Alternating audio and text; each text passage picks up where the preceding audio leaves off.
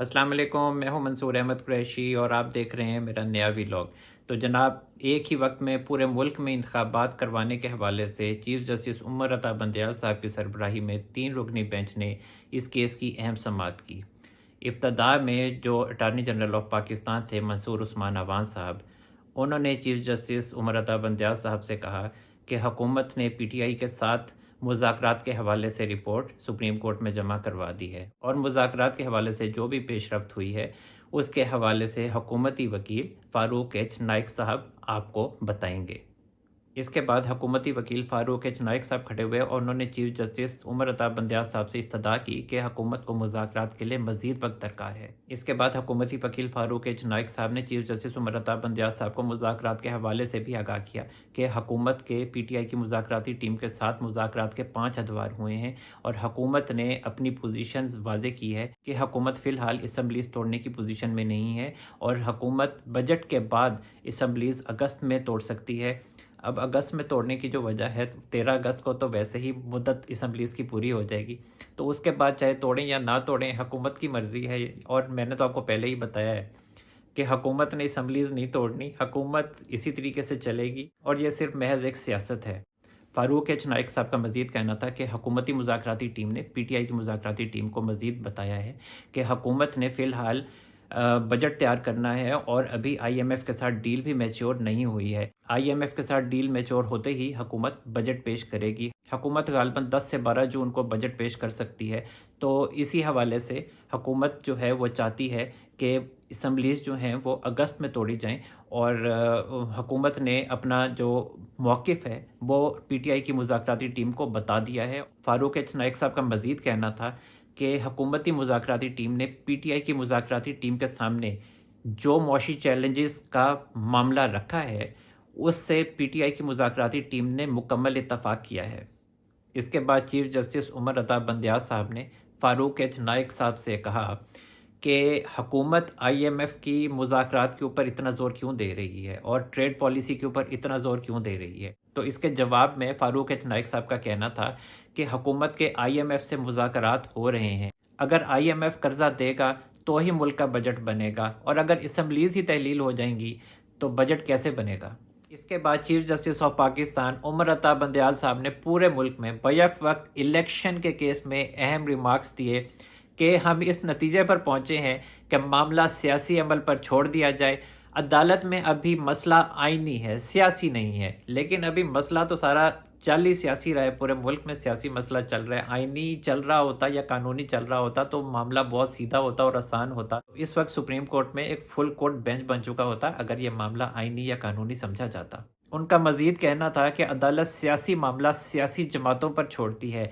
माजी में अदालत ने आइन का एहतराम नहीं किया और रास्ता निकाला तो इससे नुकसान हुआ। इस अदालत ने हमेशा एहतराम किया और किसी बात का जवाब नहीं दिया। जब गुस्सा हो तो फैसले दुरुस्त नहीं होते और हम गुस्सा नहीं करते जनाब, बदले बदले से मिजाज नज़र आते हैं। अब तो यही कहा जा सकता है कि खासी तब्दीली आ चुकी है और असल तब्दीली इसी को कहते हैं। लेकिन मामला अभी टला नहीं है, अभी ये मामला चल रहा है, क्योंकि मैंने अपने पिछले व्लॉग में भी ये बताया था कि ये मामला इसी तरह से ही लटका रहेगा और इसी तरीके से ही ये चलेगा। कोई भी फरीक अभी किसी भी तारीख पर इत्तफाक नहीं करेगा। चीफ जस्टिस साहब का मजीद कहना था कि हुकूमत ने कभी फैसला हासिल करने की कोशिश ही नहीं की। आप 3-4 की बहस में लगे रहे। जस्टिस अतर मिनुल्लाह ने असम्बलीज़ बहाल करने का मामला उठाया था, लेकिन हुकूमत की दिलचस्पी ही नहीं थी। कोई फैसले या कानून की बात ही नहीं कर रहा। हुकूमत की संजीदगी ये है कि अभी तक नज़रसानी दरख्वास्त दायर ही नहीं की। हुकूमत कानून में नहीं, सियासत में दिलचस्पी रखती है और सियासत ही कर रही है। हुकूमत का तो काम ही सियासत करना है, लेकिन अभी मसला ये है कि हुकूमत के साथ साथ सुप्रीम कोर्ट में भी सियासत हो रही है और चाहे वो सुप्रीम कोर्ट हो या हुकूमत, वो दोनों आपस में एक दूसरे के साथ सियासी खेल ही खेल रहे हैं। चीफ जस्टिस साहब का मजीद कहना था कि उन्होंने कल रात टीवी देखा और दोनों फ्रीकैन के दरमियान मुज़ाकरात के हवाले से दोनों का मौक़िफ़ सुना। मुज़ाकरात नाकाम हुए तो अदालत 14 मई के फ़ैसले को लेकर बैठी नहीं रहेगी। अभी भी हुकूमत कौन सा 14 मई के फ़ैसले पर अमल कर रही है। और इलेक्शन कमीशन ने सुप्रीम कोर्ट में जो दरख्वास्त दायर की है उसमें इलेक्शन कमीशन का क्या खुला मौक़िफ़ सामने आया है कि उन्होंने तो चीफ जस्टिस साहब को खुलकर कहा है कि सुप्रीम कोर्ट इलेक्शन के हवाले से मुल्क में इलेक्शन की तारीख दे ही नहीं सकती। और पाकिस्तान की जिन शख्सियात ने भी पाकिस्तान का आइन लिखा है उन्होंने भी आला अदलिया को ये इजाज़त नहीं दी कि वो इलेक्शन की तारीख का तयन करें, और इलेक्शन की तारीख का जो तयन है वो इलेक्शन कमीशन की ज़िम्मेदारी है, और इलेक्शन कमीशन एक आज़ाद इदारा है।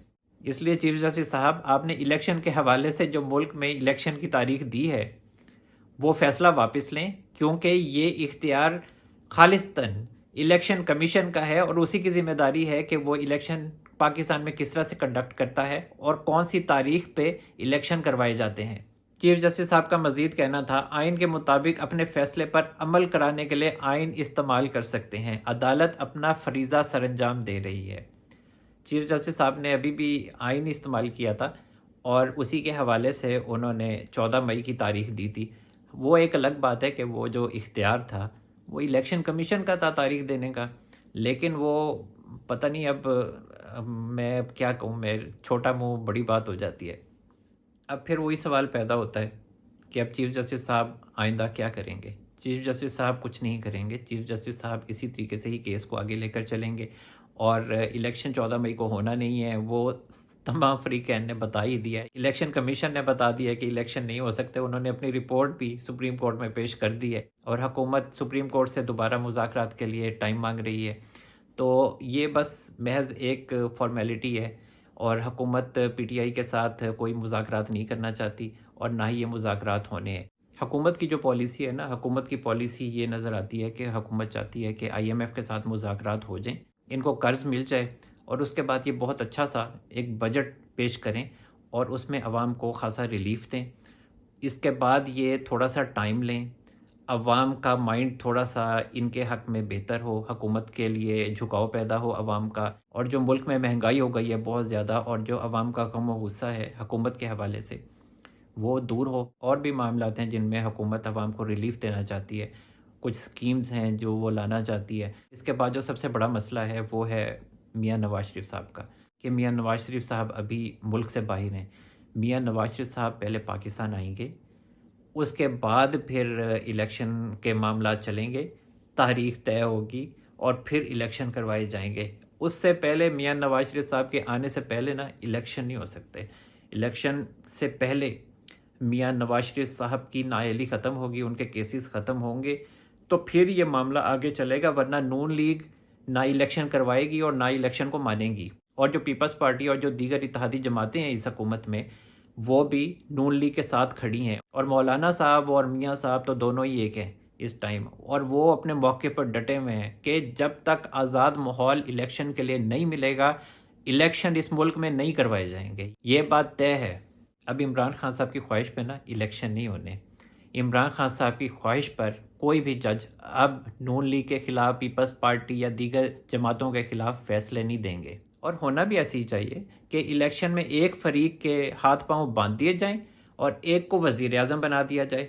ये ऐसा 2018 में हो चुका है, जब मियां नवाज शरीफ साहब को सियासत से बाहर किया गया, उनके खिलाफ केसेस किए गए, उनको नाअहल किया गया, उनको जेल भेजा गया, उनके खिलाफ रेफरेंसेस बनाए गए, और उनका मीडिया ट्रायल हुआ। ये सब कुछ हम देख चुके हैं, ये अवाम देख चुकी है। तो अब मियां नवाज शरीफ साहब क्यों इमरान खान साहब को फेस सेविंग दें, क्यों इमरान खान साहब को माफ़ी मिले, क्यों इमरान खान साहब के खिलाफ केसेस ना हो। और केसेस तो इमरान खान साहब के जेन्युइन है। मियां नवाज शरीफ साहब के खिलाफ तो जो केसेस थे वो भी सारे झूठे थे, और झूठा प्रोपेगेंडा था, और मीडिया पे जो झूठा प्रोपेगेंडा फैलाया गया वो भी इंतहा का था।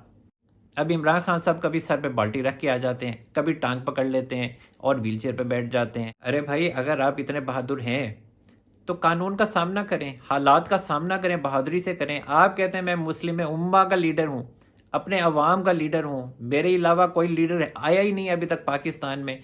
तो जनाब, फिर सर पे बाल्टी क्यों रख रहे हैं आप, व्हील चेयर पर क्यों आ रहे हैं आप? खान साहब, आप ही कहते थे ना मियां नवाज शरीफ साहब को कि अगर मियां नवाज शरीफ के केसेस झूठे हैं तो वो अदालत में पेश हो। अदालत मियां नवाज शरीफ के हवाले से फैसला कर देगी कि मियां नवाज शरीफ के हवाले से जो केसेस हैं जो उनके खिलाफ बनाए गए हैं वो सच्चे हैं या झूठे हैं।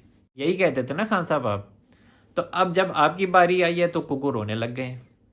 میں نے آپ کو پچھلے ویلاگ میں بھی بتایا تھا کہ اب حالات عمران خان صاحب کے حوالے سے خاصے مختلف ہو گئے ہیں اور عمران خان صاحب کے خلاف گھیرا خاصا تنگ ہو گیا ہے، اور یہی وجہ ہے کہ عمران خان صاحب ویل چیئر پر آ کر بیٹھ گئے ہیں۔ اسی حوالے سے ایک اہم پیش رفت ہوئی ہے کہ عمران خان صاحب کے خلاف توشہ خانہ کیس کی سماعت ایڈیشنل سیشن جج ہمایوں دلاور نے کی۔ عدالت نے حکم دیا کہ عمران خان ذاتی حیثیت میں 10 مئی کو پیش ہوں اور 10 مئی کو عمران خان کے خلاف فرد جرم عائد کی جائے گی۔